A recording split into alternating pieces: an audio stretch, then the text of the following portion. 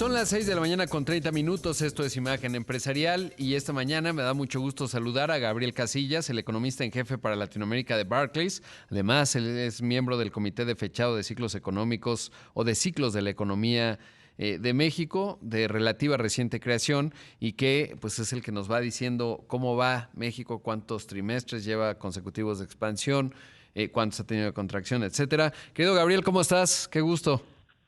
No, el gusto es mío, Rodrigo. Muy buenos días. Un gusto estar en tu programa.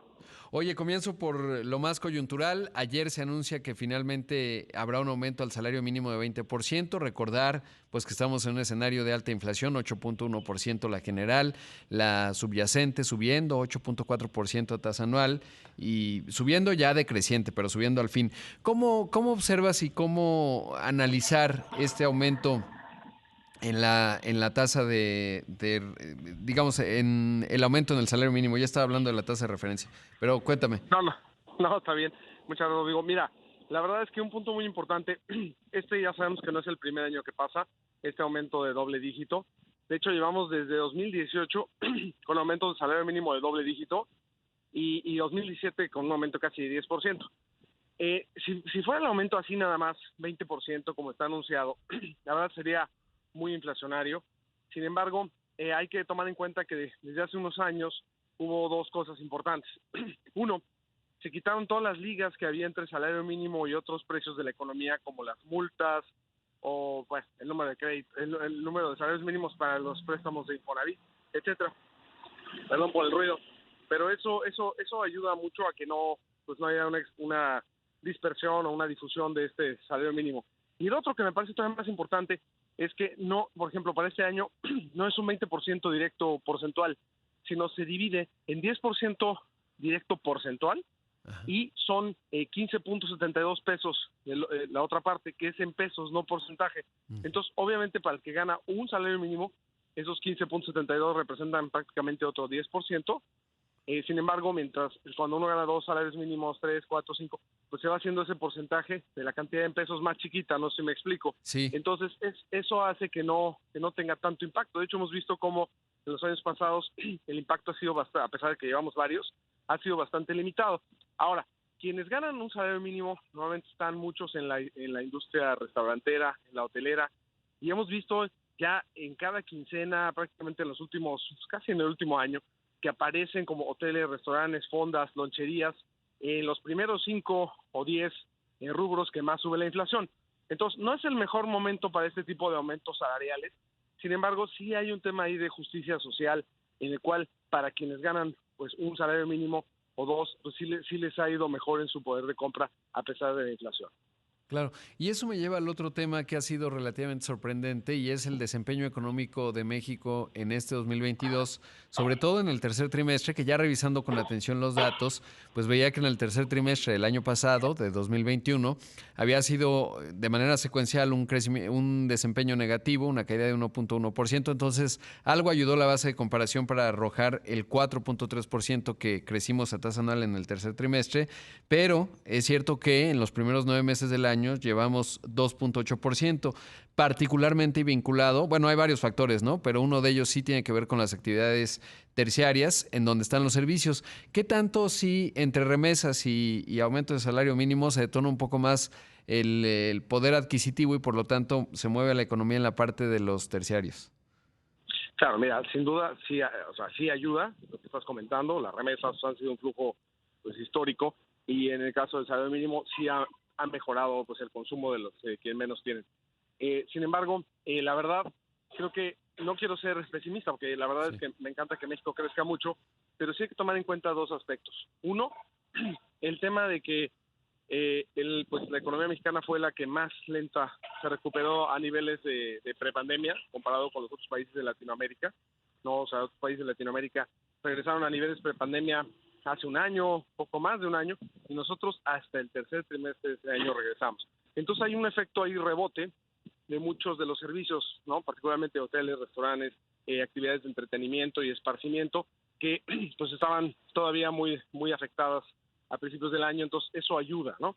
Y el segundo, que tú mencionabas del efecto de base y comparación de la caída del tercer trimestre del año pasado, ese tiene que ver con el tema de la ley de outsourcing, la de subcontratación.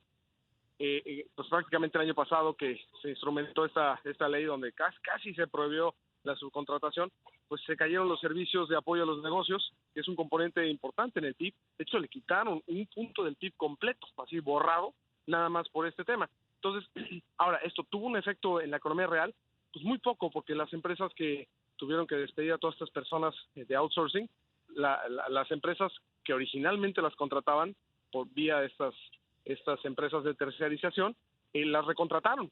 Entonces el impacto en la economía fue muy pequeño real, pero en la contabilidad sí tuvo un impacto fuerte el año pasado y este año nos estamos beneficiando de ese efecto de base.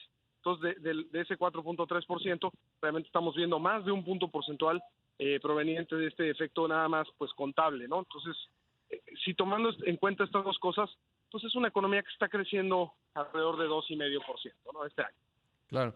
Ahora, me llamó la atención en el informe trimestral de inflación, en las proyecciones del Banco de México, porque, bueno, pues se va dibujando una recesión en Estados Unidos, hay un debate, será suave o será muy profunda, pero el Banco Central de nuestro país aumenta de 1.6 a 1.8%.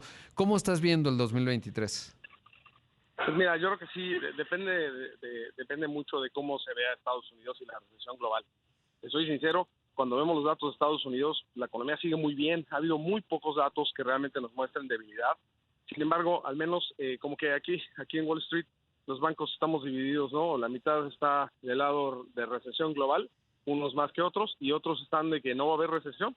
Justo ayer en la noche tenía un debate con algunos economistas de bancos aquí en Nueva York, y justo, por ejemplo, Goldman Sachs o Deutsche Bank, pues piensan que no va a haber recesión y que Estados Unidos el año que entra puede crecer por arriba de 1 hasta 1.5%, mientras que nosotros pensamos que sí va a haber una recesión, que no va a ser muy profunda. Estamos hablando de una tasa de crecimiento en Estados Unidos de 0.4%, pero esto implicaría todavía algunas tasas trimestrales con crecimiento negativo, sobre todo en el segundo y tercer trimestre del año que entra. Entonces, con base a nuestro análisis, donde sí vemos una recesión en Estados Unidos provocada por la Reserva Federal, que tiene que controlar la inflación, insisto, no es una recesión profunda, nada más que si es una recesión que dura 2, 3 trimestres, pues nosotros vemos México creciendo alrededor de 1%. De hecho, nuestro pronóstico puntual es 0.9. ¿No? Tal vez podamos crecer un poquito más, pero realmente nosotros no estamos tan optimistas. Ojalá y nosotros nos equivoquemos porque queremos que México crezca más. Sí, yo creo que todos queremos que crezca. Y a mí de repente, digamos, observo, porque sí creo que los datos de Estados Unidos, como bien lo mencionas, bueno, no es que lo crea, así se muestran, pues van dando cuenta de mayor fortaleza. El presidente del Fed, Jerome Powell, decía, bueno, pues ya nos vamos a ir relajando con el incremento de tasas, porque la inflación en Estados Unidos también ya va bajando de alguna suerte, y eso permitiría pensar que la economía de Estados Unidos no perderá tanto ímpetu.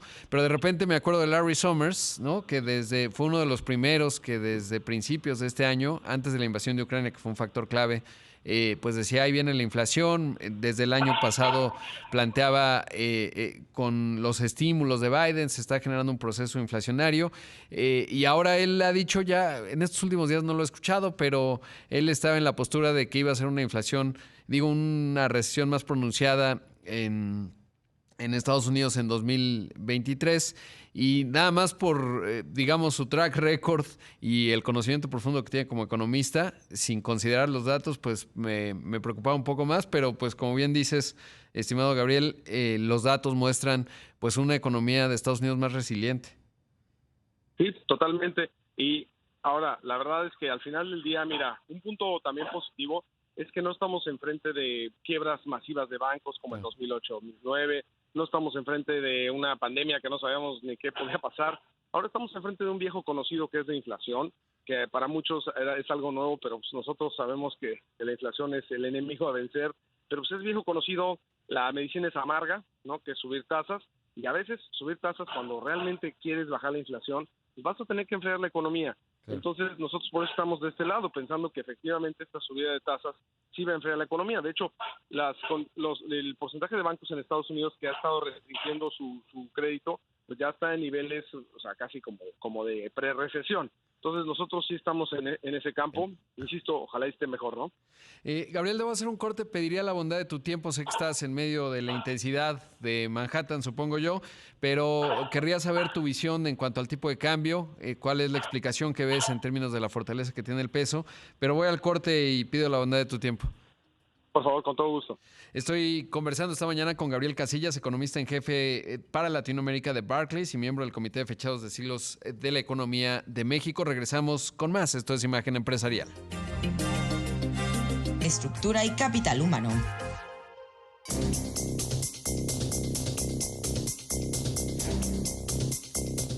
Son las 6 de la mañana con 45 minutos, 7 de la mañana con 45 en Quintana Roo, pero también 7 de la mañana con 45 allá en Nueva York, en donde está Gabriel Casillas, el economista en jefe para Latinoamérica de Barclays y miembro del Comité de Fechados de Ciclos de la Economía de México. Gabriel, y bueno, pues vaya que ha sido sorprendente la fortaleza del peso frente al dólar. Estoy viendo que ahorita está en 19 pesos con 16 centavos. ¿Cuál es tu explicación con respecto a esta fortaleza de la moneda mexicana? Pues mira, Rodrigo, la verdad es que nosotros afortunadamente no estamos sorprendidos. Hay veces que sí, sí lo hemos estado. Pero mira, en esta ocasión vemos 4 factores muy importantes. De hecho son 5, porque el último es como extra, pero relevante.